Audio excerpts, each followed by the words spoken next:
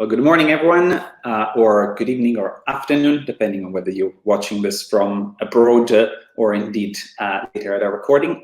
My name is Michele Acuto. I'm Professor of Urban Politics, Director of the Melbourne Centre for Cities, and Associate Dean of Research in the Faculty of Architecture, Building and Planning at the University of Melbourne. And thanks for joining us for this morning keynote and praise for that conversation. First and foremost, before we get going, and with thanks for the introductions from Alan and the kickoff keynote for the Housing Assembly, I would like to acknowledge the traditional owners of the lands, many lands probably, upon which we meet this morning, and pay respect to the elders past, present, and emerging. For me, that would be the Wurundjeri people of the Kulin Nation, and I would like to invite everyone elsewhere to reflect on the traditional owners of their lands. Now, the session we're about to jump into is about an hour whirlwind, I would presume, conversation with Saskia Sassen. I'll skip lengthy introduction to a pretty straightforward and short bio because there's probably not much to introduce in terms of notoriety and global cachet that Saskia brings to the table.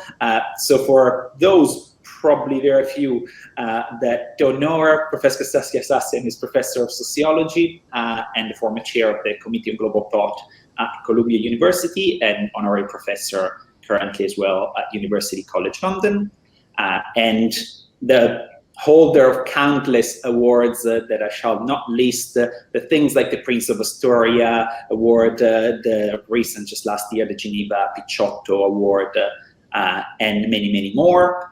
Many honorary degrees and accolades, and a vast variety, a pretty lengthy list of books like The Global City, like Territory, Authority and Rights, that have been translated in over 20 languages. So once again, probably not needing much of an introduction. What Saskia and I are going to do for the next about minutes is a bit of a guided conversation. So I have a number of questions for her, and very kindly tuning in from New York at a late hour to chat to us about it. I very much encourage everyone that is following live to feel free to pop questions in the Q&A function of the symposium, and I'll throw them straight in if I can, and really encourage everyone to engage live with us. Now, with that, Saskia, why don't we get the ball rolling, if that's okay with you? Yes, just wonderful. Delighted to have this opportunity to talk with you, to see you, to hear you criticize me, you know, the whole thing. Well, we go light on criticisms. Fabulous. I'll dive straight in, and I think sort of we've discussed, Saskia and I, framing this a bit in the context of the symposium opening. So a few of the key developments that are happening at the moment in Australia, and seeing if we can create a bit of a between of international expertise and the reality really of ground at the moment for us here in Melbourne, in Victoria, and Australia more generally. So to start you off with something, could be easy, could be hard, but we were chit-chatting just before we started live, and we're discussing the question of whether the crisis at the moment is a cause for optimism and pessimism. So to start you off on that, Saskia, needless to say, COVID-19 has impacted housing prices in similar ways in Australia to many other parts of the world. So for us, housing prices have increased by about 20% in Melbourne over the last 12 months. That's mainly due to low interest rates, but fundamentally, this is sort of a crisis that has superimposed itself to an ongoing crisis you've already written and spoken about and discussed, so the housing crisis more globally. So I wonder if I can start you on that. Is this then a reason for even further pessimism about the context? Is there any optimism about the direction of the challenges of affordable housing? Where do you see the situation going now? Well, when If you ask me the question that way, I say we're headed for a battlefield, a battle. I think that what we are witnessing is a growth of powerful actors who are grabbing what they should not be grabbing. And that means that the lower income or the modest middle classes or even the not so modest middle classes are put at a disadvantage. And the disadvantage begins with pricing. It's not even embedded, let's say, in the quality of the housing. It is simply almost what one could describe as a kind of act of grabbing and assigning a price that is not necessarily the price that one might have expected if you take a serious analysis of how that housing fits into whatever the city it is operating in. So I think it's quite a negative in my reading. And the question for me is, what is next? How do we address this? This is serious stuff. And we already know, for instance, that women who are retiring after having worked a whole life are winding up on the street. They're living on the street. These are women who, for their whole lives, worked hard and had a home. And now they're out. And, we are picking up on more and more such extreme conditions. That to me tells me, almost the most dramatic image is, have we entered a new epoch? Yeah? An epoch which is marking itself as pretty more brutal than what we saw, say, after World War II and all those decades, when housing was something that more and more people gained access to. That seems to have changed dramatically in the last 10 or 15 years. Let me ask you about that. Is the framing of it as a fight, as sort of a brutal time, sort of a dark age kind of narrative. I wonder then, having worked with people like Leilani Farr and so on, I wonder then what are the tools and the tricks and the tactics available for those advocating for affordable and accessible housing today, if we're headed or if we're right in the middle of a fight. How do you fight? Yeah. So I think that what I just described to you, which is what is happening in New York City and in major cities in the United States, is, one might say, among the more extreme conditions, right? So that there are still areas like in Europe where everything is much more reasonable. The Europeans have always, to me, seemed a bit more reasonable. Pace the Nazis, in all those other extreme situations, which, of course, were also part of that history. But when it comes to housing, the Europeans have done better, I think, for their people than what we see in the Americas. Huh? So what is next is a question that is not easy to answer, but one has the sense that it will take a while before we are back to something more familiar that we experienced 20 years ago, 30 years ago, when you had an opportunity for modest middle class people to gain access to a home. And that I remember I started studying this whole issue quite a while ago, but like maybe 30 years ago is when I began to see, maybe it was more like 25 years ago, when I began to see a new way of using housing. And I wrote about this. In other words, it was not simply a question, okay, you either own or do not own a house, you either rent or do not rent a house. No, something else in play. And that something else, increasingly in my reading, began to be represented by what was also a new modality in the markets, the electronic markets, the advanced markets, which was that just about anything, including modest housing, could be transformed into assets asset-backed security. Once you had that in play, every house, more or less, that was more, standing still, not destroyed houses, clearly, could be inserted in a completely different circuit, which had nothing to do with housing per se. It had to do with assets. Once that enters the picture, that it is about assets, no matter how they were originated, and not about housing, well, most modest income households were going to have a battle ahead of them. And in my reading, that is what we're seeing. Because many people are still asking the question, but why? I mean, those who own houses and want to rent out houses, they want to make sure that people rent their houses or buy their houses, right? Well, yes and no, because, and the no has simply to do with this new mode where the real search for assets, materialities. You can buy, sell, buy, sell, buy, sell. It's not simply housing.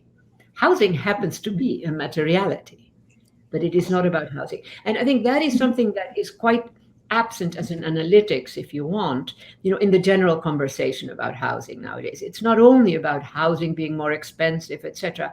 It's a deeper transformation than that. Sort of, that is my argument. Yeah, definitely.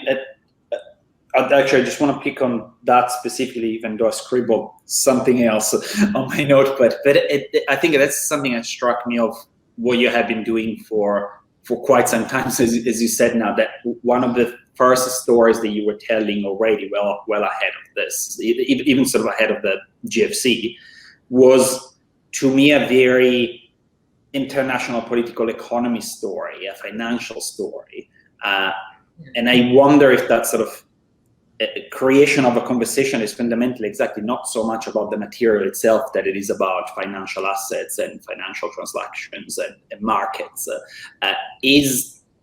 How is that becoming even more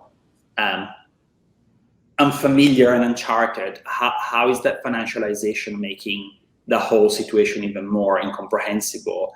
Because I wonder, it's been around for quite some time, so why have we not learned the lesson or learned better financial conversation and jargon or tactics? Well, when you say the we, one way of thinking about it is that there are two we's. One is we, you, me, etc., and there is another we, and that other we are a totally different crowd. They are as interested in housing as you and I might be, but they come with a different project. They come with a different type of capability to transform the housing question into something else, and it's a bit of an intractable, of course, because a house is a house is a house. So people see the house, but what they don't see is that house is also functioning as an asset-backed security in the global markets, which can be, bought, sold many times. And so, I mean, the sense that one has really is that these very advanced modes, mind you, projects designed by brilliant minds, and we cannot blame them. They are just, but they're being used, if you want. And it's just not an easy subject right now. It is not as easy to transform the housing question into something where you would say, okay, we're going to help the low-income people with housing. Well, insofar as housing is now of interest to those who want to use it for asset-backed securities and that kind, I just mentioned that because it's the most familiar, but there are many other versions of that. Well, that changes the game completely. And I think a lot of people who are working on housing, honest, serious people who want to understand the housing question, are missing that part too much. Maybe it's a bit present, but the notion that housing is now functioning as two very, very different functions. One is housing, which still exists, in most of the world, it's still housing. And then another version, which is asset-backed securities, to mention just the most familiar term. And that, to me, it's important that your average person be aware of that. It's not so difficult to understand, and it always hurts me to see that people who would benefit from knowing that, if all the modest middle classes were aware of that, they could actually confront, battle it out a bit more. But when you don't understand what is happening, that transformation, then it's different. It's just more difficult, and you are likely to be losers. A lot of people who thought they were buying a little modest house have wound up with very little, with nothing in some cases. So now what I'm describing, again, I repeat, it's the extreme condition. But the extreme condition is growing, and the extreme condition is doing very well. Thank you. They are not unhappy. Let's put it that way. I could agree with that. And for those that don't know, who are the we is a common comment that I get from Saskia anyway. So I completely agree. Let me jump in on a question that's just come in from the audience, because in a sense sort of touches on this conversation. It's a question from someone called Daniel, and so Daniel's fundamentally rehearsing a bit of what you said. So the debate on housing concentrate a lot on local stakeholders and local capital, or national stakeholders and national capital. So how does then that relate to transnational flows of real estate capital? So his question is, do these transnational flows substantially impact affordable housing, and how are they articulated? Well, there are really, one way of putting it is there are two worlds in play here. One of them is, reasonable, familiar. Yes, the prices may be higher than most lower income people can afford, but it's still a familiar condition. It's about housing.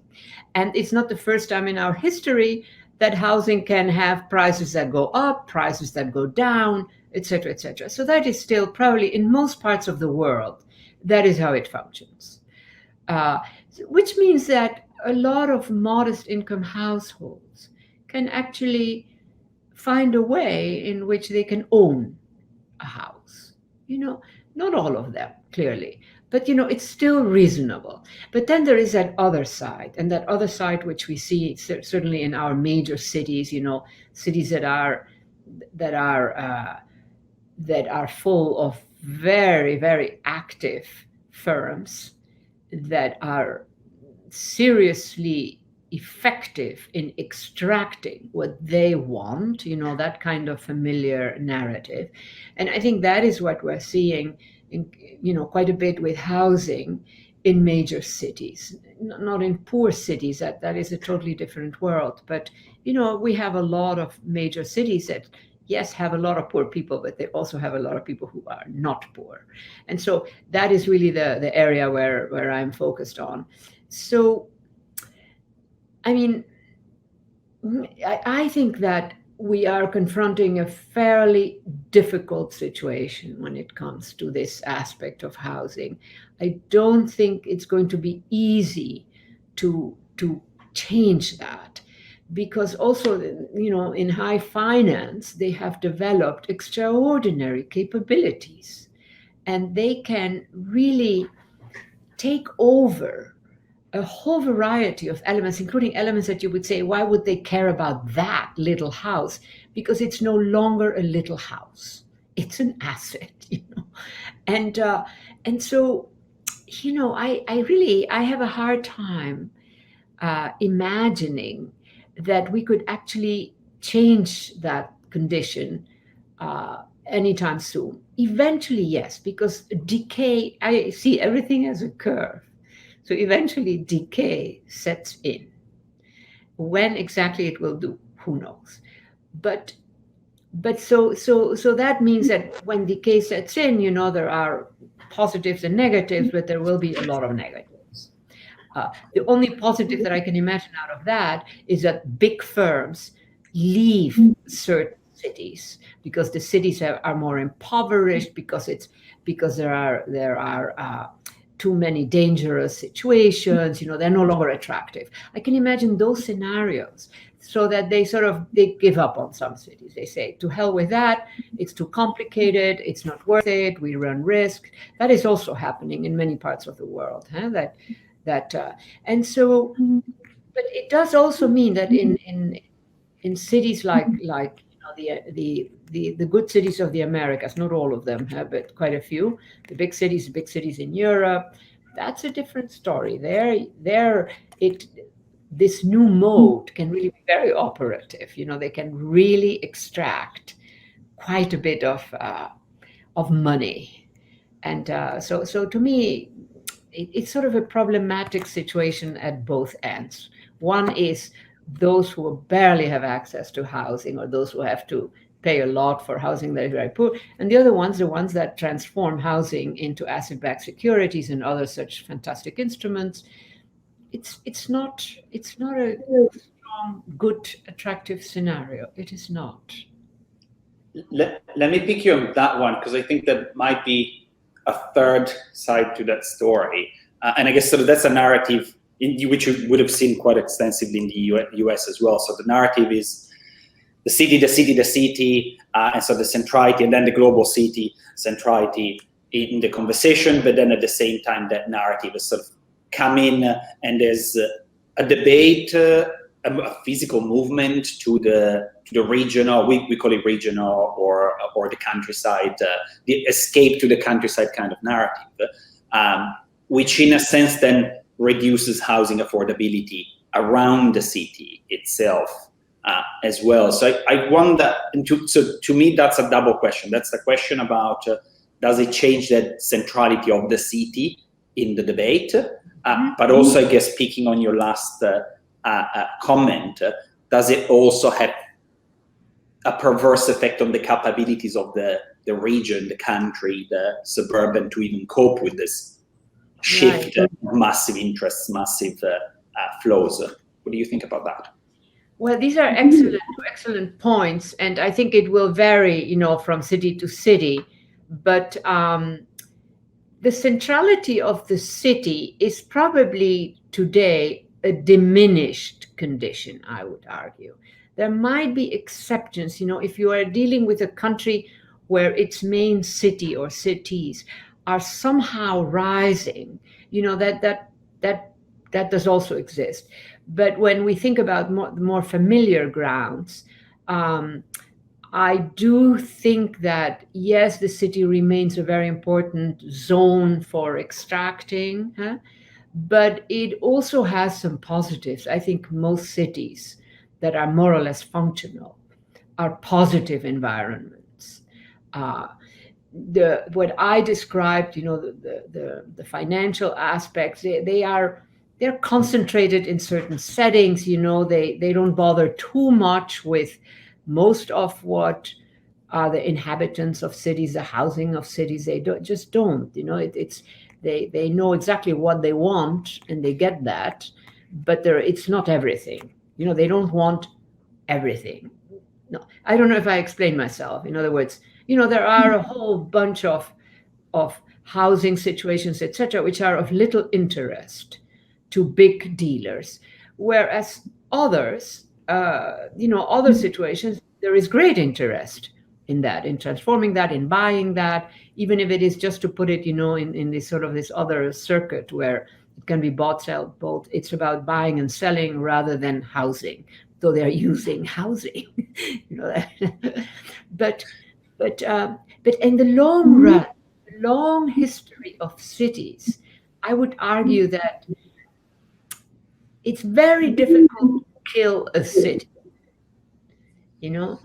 and a city, because it's so difficult to kill, inevitably, there are going to be all kinds of elements in a city that will survive across time, And so for me, the question that I sort of have in my head is, what is it today, in today's big cities, that is a signal of a positive growth of interest in enabling your city, maximizing, because that is also happening. And furthermore, we are entering an epoch when a lot of land is really no longer accessible, either because a lot of land nowadays is being used to grow stuff that then is sold. It's not like we have vast stretches of land that nobody knows what to do with, and that are no. There is and everything is rising, partly because the populations are rising, partly because there are more people who can afford to buy food, and and even though we still have a lot of poor in most, certainly most American cities. So the question is, for me, is, so one way of putting it is, will cities actually survive? And I say yes, they will. I mean, but some will go under. There will be pain, there will be losses. But in the end, we humans really couldn't do without cities. We Is need it a total mix of elements that a city has. quick provocation on that before I go to a question that I've got in the chat then? So I agree with you on the question of the land there and the capabilities, but I wonder, by reverse, then is it easier to kill a town then that has perhaps more land and more speculative capacity, and the capacities themselves, a local government or the knowledge system in a town is simply smaller? So is it easier to kill a town than a city? Well, that's a very good question. And I think, honestly speaking, I think it varies. But we know that towns have gone under in a way that major cities have elements that are going under, but the whole city is not going to go under. Whereas we know of towns that simply, they ceased being operational. Now, the question of dimensions, etc., I don't know. Our populations are growing, though not, at extreme rates of speed. I mean, it's slow, it's slow. Sort of. But it's a good question what you ask. And it could actually go in many different directions. I mean, the ones that I think are the most fragile are small towns that depended very much on particular, types of factories being there. You know what I'm talking about, right? Very sort of narrow economies.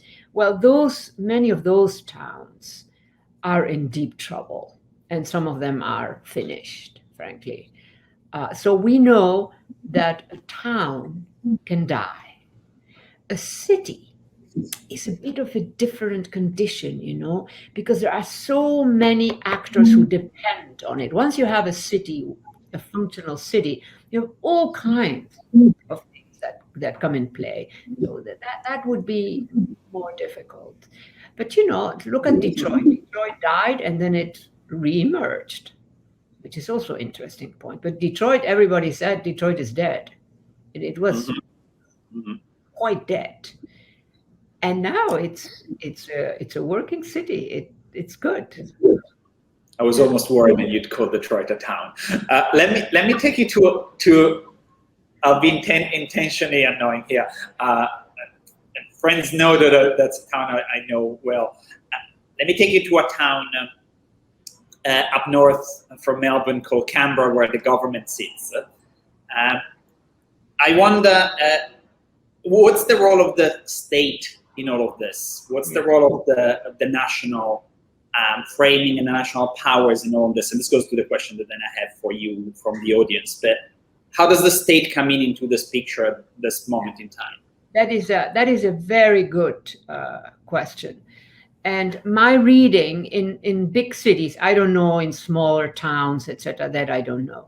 But in big cities, I think that there have been major actors who have used, and many have abused, the powers that still reside in a government. And they have known how to use them. And my immediate question then is a juxtaposing with, what about the modest actors in a city? Did they also have access? Did they also actually develop capabilities to connect with the government functions and to ask for help for this and that? Well, in some cases, yes, that happened. We know that. But in many cases, not at all. So there still is a kind of, in so many of these big cities, there's still kind of a difference, you know. If you are rich and powerful, somehow it makes a difference. And if you are poor, yeah, it also makes a difference. And that always makes me sad, you know. I always think a city is a place where those who are disadvantaged, those who are poor, also have a claim that they can make on the city. They have standing, you know, and when that gets lost, I think that's something significant when that is lost. When it's money, etc. So what you see now, for instance, in some European countries where you have a bit of a crisis with housing, is that the governments are actually building low-cost houses. That is how it should be done. That is very unlikely to happen in the United States and in so many other countries. And that's a problem. I wanted just a quick follow-up on that, because I think one of the narratives in Australia at the moment is that social housing is a state-level responsibility. But when that is articulated in Australia, it points at the state the same way in the US you would call the federated state, not the central state, not the central government.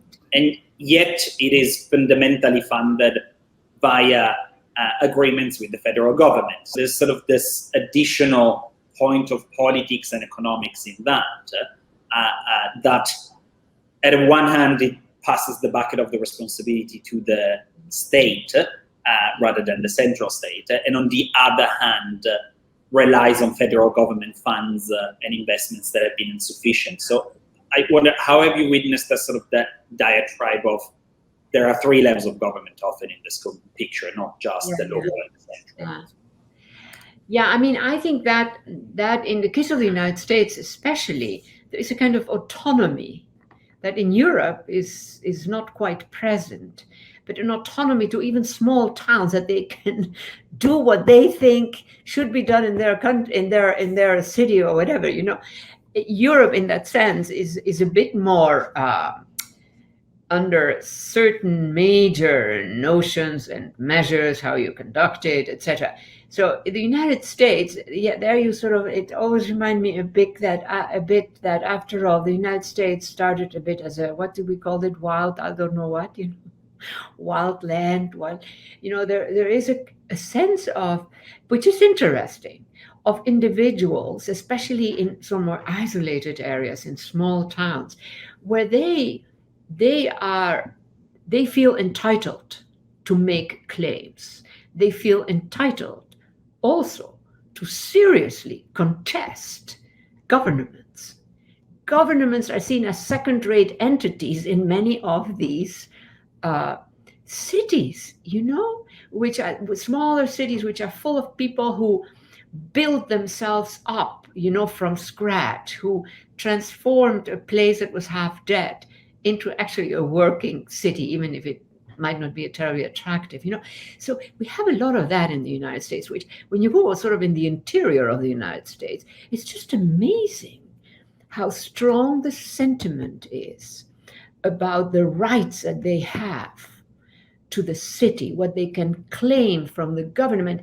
I mean, you just don't see that in Europe. In Europe, the people can make very powerful claims. They have many rights, many more rights than in the United States, but they don't have this cowboy notion, as we might say, you know, that I can do that. It doesn't work that way.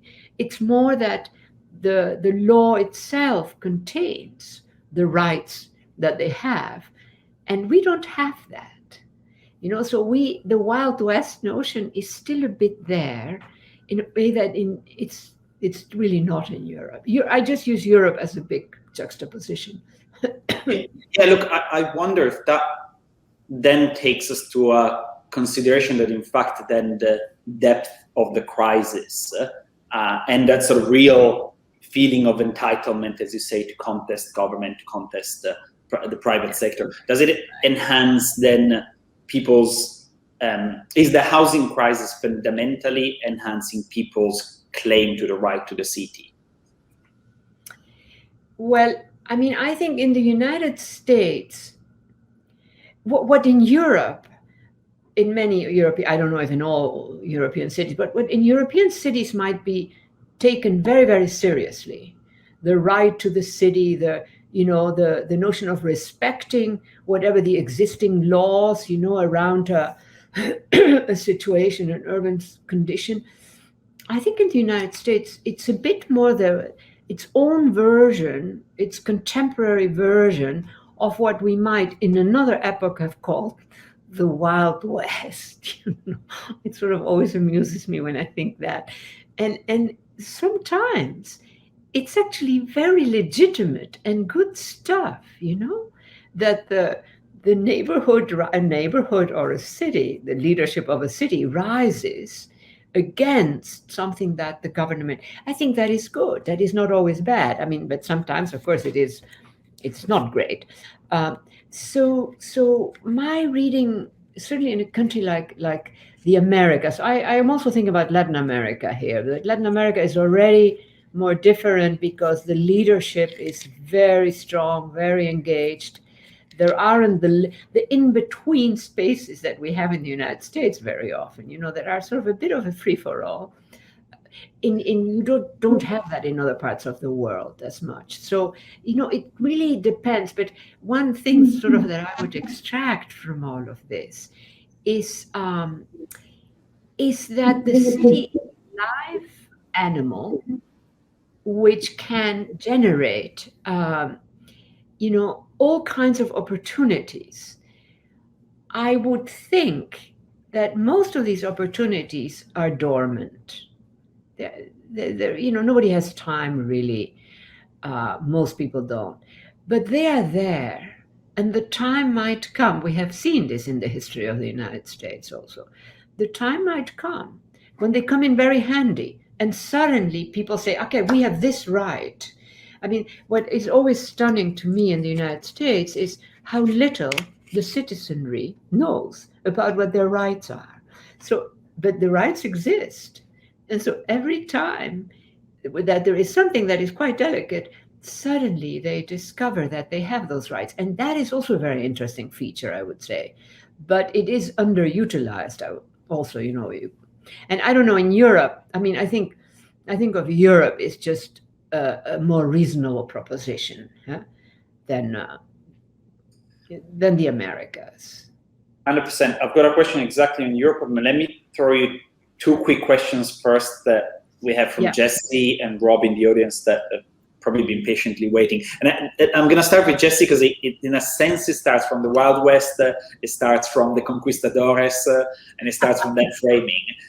So Jesse's question/concern is, have you seen examples of financial capital housing systems that try or return to pre-colonial modes? And I guess sort of that's a very live debate in Australia as to building with country, building with indigenous knowledge and indigenous housing connections. Have you seen anything that goes before the Wild West to the pre-colonial? Well, that is. I mean, I've done some research on that because of my Latin American origins, that, and so that was a very clear case of an invasion, if you want, of foreign actors, but I am not sure that I have seen. Tell me again, what is the core little element that these colleagues of yours or whatever are thinking? I think it would be interesting to see if you've come across, and it could be telling that you haven't in a sense, calls or efforts to go back to pre-colonial indigenous modes of thinking through this. Well, that. Yeah. Well, there are more and more people, but it's still a very small group, who are very interested in recovering the brutal histories with which we started, in the West, mostly, of course, originating in Europe, and then the slave trade, etc. And that is now a big subject. And that, to me, it's very important that be a big subject. But that, I don't think, will necessarily alter too many things. It will alter a few things, because we already can see that certain rights are being granted, to people who have been expelled from places that they belong to. It's a very slow-moving history. We don't know how long it will last, how long it will take. Will it be allowed to continue? We don't know that. But there clearly is now a rather strong sense that something needs to be recognized, and hence we need to, to remedy the damage that we have done. This is very, very strong right now. Most people who would be against it probably are not saying it. You see, they feel that, I'm not going to get involved in that, but I don't believe in that. So what then would happen if the other side succeeds in their claims? That's a big question. Yeah. Because we know. Yeah. Great, definitely. Let me then throw you one that we've got from Miranda that sort of takes it one step further. So she says, hopefully and apologies if I've misgendered, I'm relying on a chat. Historically, in times of crisis, so post-war, for instance, Reconstruction, housing was supplied for working individuals, billeting, boarding houses, shared accommodation. So the question there is, are we too rigid in our idea about what kind of housing people should always have? Can we revert to some form of shared approaches, and can we do that without harm? Well, I think that I remember I got very involved when I became a single mother in New York. We organized, and one mode in which we organized, it was also a very special time. It was, people were open to, New York City was recovering. New York City had been totally destroyed, more or less, economically speaking.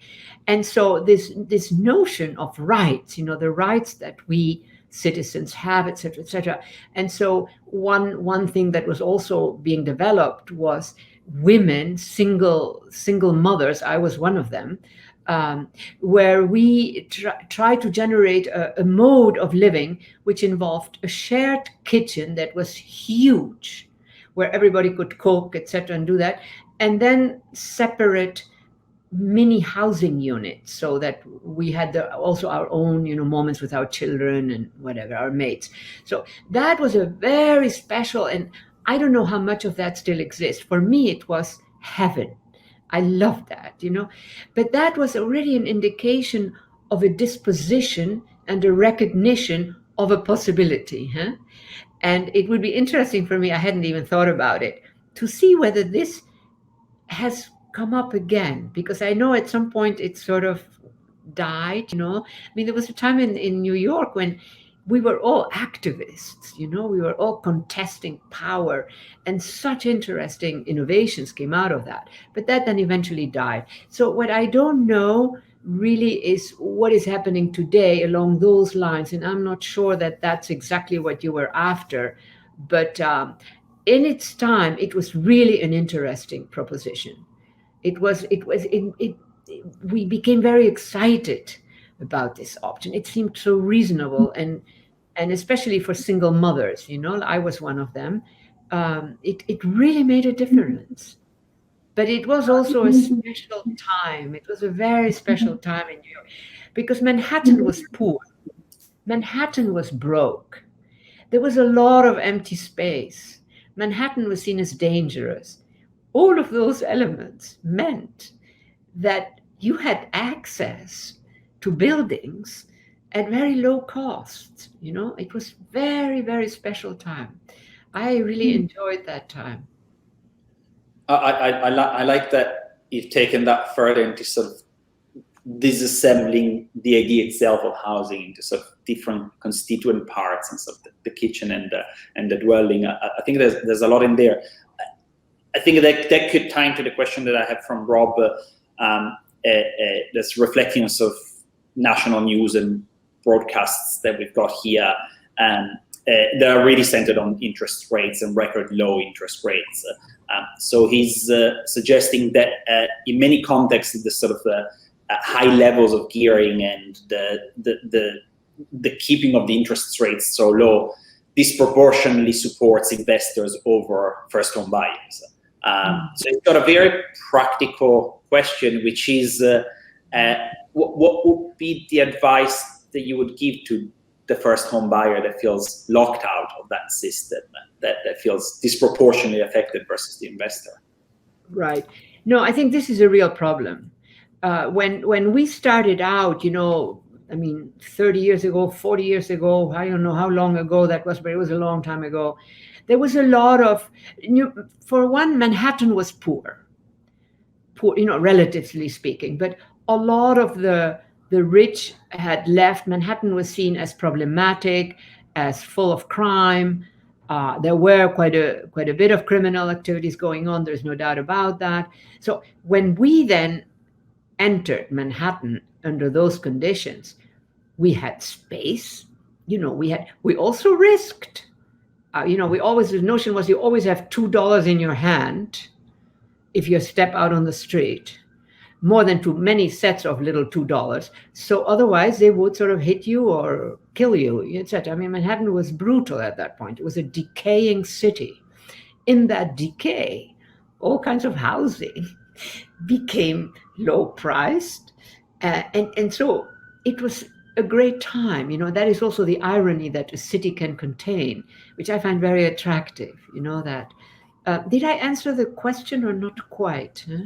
Yeah, I think that goes to there. I actually have a question from Steph that wants to sort of go back slightly to your, I guess, your personal example in New York and your own experience of sort of shared kitchen and that story. And Steph's very practical. She says that sounds like a fantastic way to live.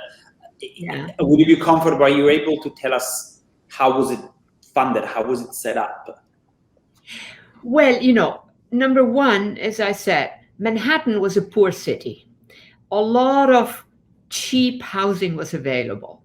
That opened up ground, not just for locals who lived in Manhattan, but for all kinds of foreigners who came. Manhattan was we had people from many, many countries in Europe, not the rich countries, but the poorer countries. So it was really a very, very special period. Now, in my case, it didn't last very long where we had set up, this thing about it was all women with children, and we shared the kitchen and we shared a common room, and the rest was our special, our separate sort of where we slept, where our children were, etc. It really worked well, especially for somebody like me. I was also teaching, and the notion of having others and other women with children in the house was, it just, and the city was a rough city. The city, there were a lot of death that were happening. There was a lot of brutality in Manhattan at that point. So for me, this was perfect. Eventually it ended, whatever. I got engaged, with one husband, or I can't remember which one, but so forget that. You can eliminate that. Everybody already heard it, probably too late, but anyhow. So I don't know. It just was great. Would I want to live like that now? No, I don't think so. So, but it was a question of, but I thought always that particular period, it should exist in all cities. That there is some set of zones in a city where those modes, where you live collectively, etc., exist. We need that in our cities, and it is, to me, unbelievable that we don't have more of that. And we have less of it nowadays than we used to have when I was, younger, etc. I don't understand why. And I think part of it must be something about the loss of control, by big actors. Who knows? But I think it is a pity. I think many people, many women especially, can benefit from those types of arrangements. I don't know what's happening in Europe on that front, by the way. Couldn't possibly comment on Europe. Let me throw you another couple of things so I take you slightly out of the personal and Australia. Okay, what is happening? I was just thinking aloud. I wasn't thinking that you were in Europe. We could have a lengthy debate about what's happening or not happening at all in Italy, but maybe let's leave that to experts like Michele and Cione. Let me ask you a quick question that takes us a bit out of the personal into back into the city. And I've read these two questions from Jessica and from Rebecca that are both playing with the idea of the city.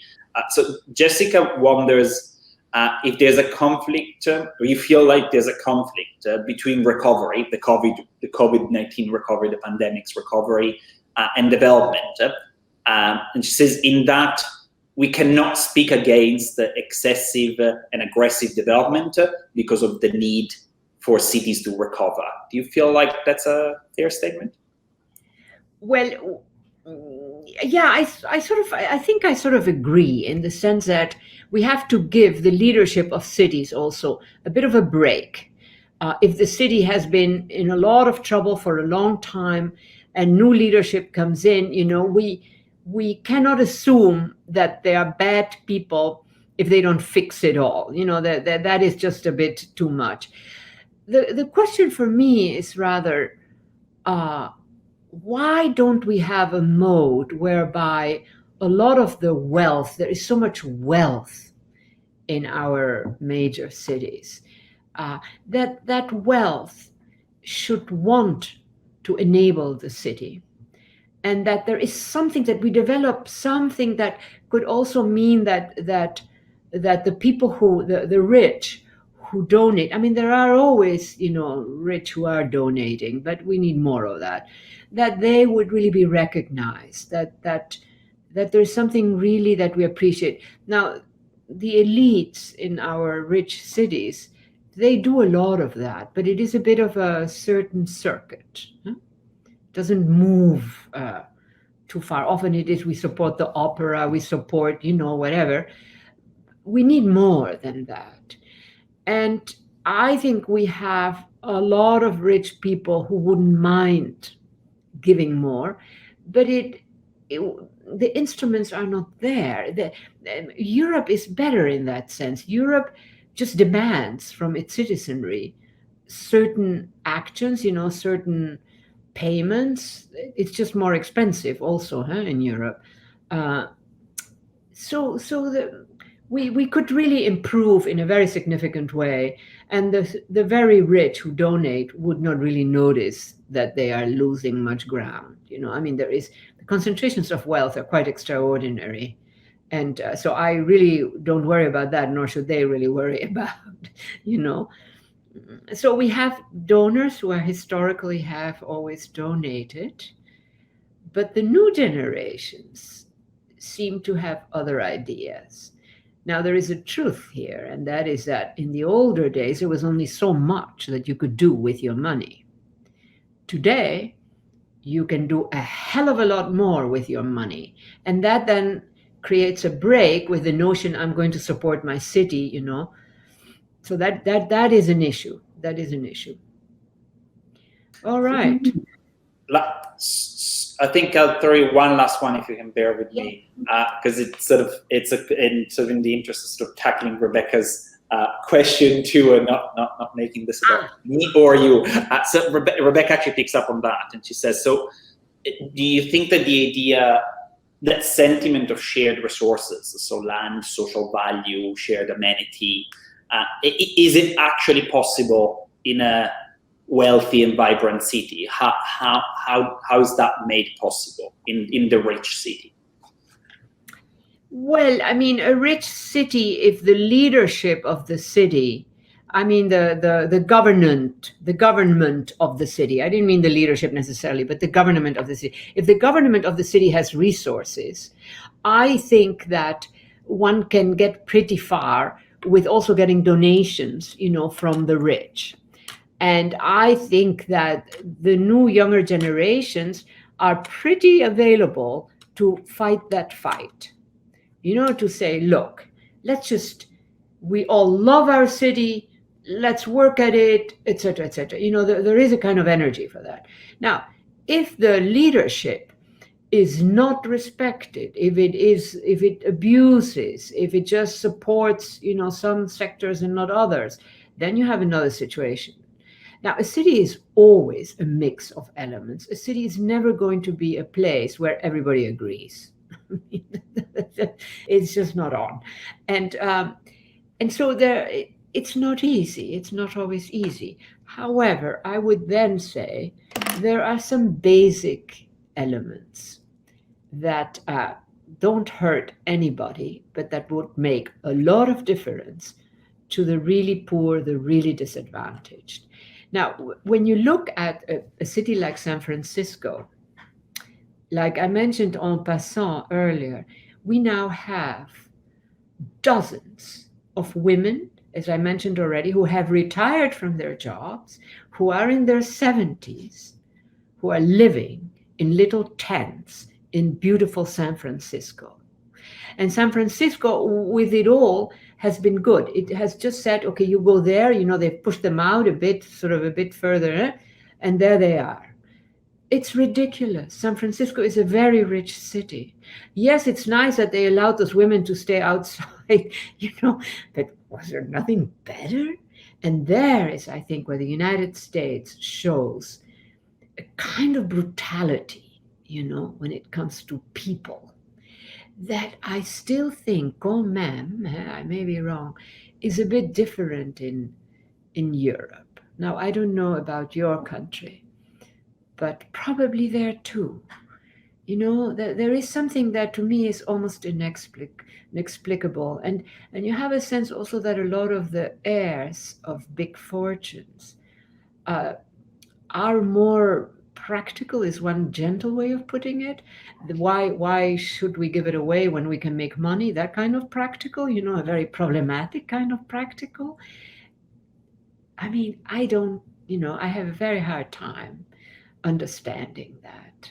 I just, and there is a kind of brutality, There is a kind of brutality. I'm glad we circle back to the beginning and the brutality and the fight. Saskia, right on the dot, we kept you for an hour, and at least this tells me, an hour and 3 minutes and 54 seconds of questioning. So first and foremost, thanks everyone for the questions in the chat. That made my job much easier. Second of all, before I do the necessary thanks to Saskia, a big thanks actually to Brooke and Therese that have been tirelessly translating this at the bottom of our screen. That's much appreciated for accessibility of this conversation. But it goes without saying, ça va sans dire. Saskia, thanks a lot for taking an hour out of your incredibly busy schedule at late post or pre-dinner time, depending on your Jones in New York, to chat about all kinds of things about housing and the brutality and the extreme condition and the fight that is underpinning. I think that's a ton to unpack for panels and panelists after. I think it ties well into the next panel on sort of the international perspective on this conversation. So from us in Melbourne, a big thank you for doing this. And hopefully we'll physically see you very, very soon. Yes.